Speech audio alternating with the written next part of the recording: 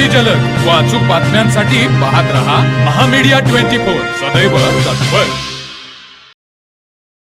रुकड़ीवाडी तालुका हातकणंगले येथील रिद्धी विनायक कांबळे वय वर्ष 5 ही बालिका जन्माला आल्यानंतर वयाच्या अवघ्या 4 महिन्यापासून थॅलासेमिया मेजर ह्या आजाराशी झुंज देत आहे।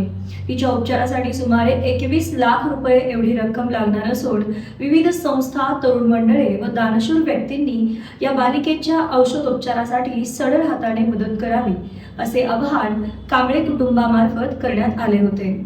याबाबत महामीडिया 24 चॅनल मार्फत सविस्तर व्रत देण्यात आले होते। या व्रताची दखल घेऊन शिरोली MIDC मधील जय महाराष्ट्र पान व चहा व्यावसायिक खोकीधारक सेवा मंडळाने रिद्धी या बालिकेला आर्थिक स्वरूपामध्ये मदत देऊन आपल्या सामाजिक कार्याचा वारसा जपला आहे।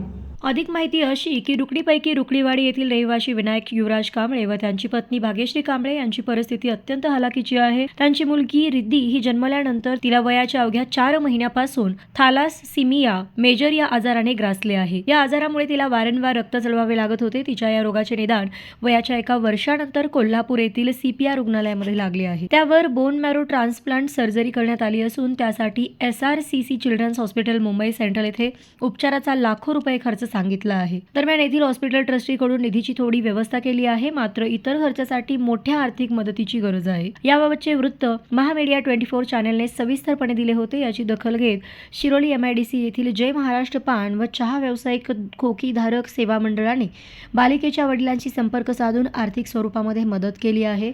या प्रसंगी मंडळाचे अध्यक्ष प्रशांत कोळी, माजी अध्यक्ष सूर्यकांत वायदंडे, उपाध्यक्ष सौ वत्सला लोंढे, सचिव राजू कांबळे, खजानेस सुनील मिश्रा, हेमंत महाडिक, मानवेंद्र सुभेदार, संतोष सुतार, प्रकाश झांबरे, मलाई बेरा, प्रसाद कळंबेकर, व्यंकटेश वडर, संदीप कांबळे, पेंटिंग कॉन्ट्रॅक्टर प्रकाश कांबळे यांच्यासह जय महाराष्ट्र पान व चहा व्यावसायिक मोठ्या संख्येने उपस्थित होते।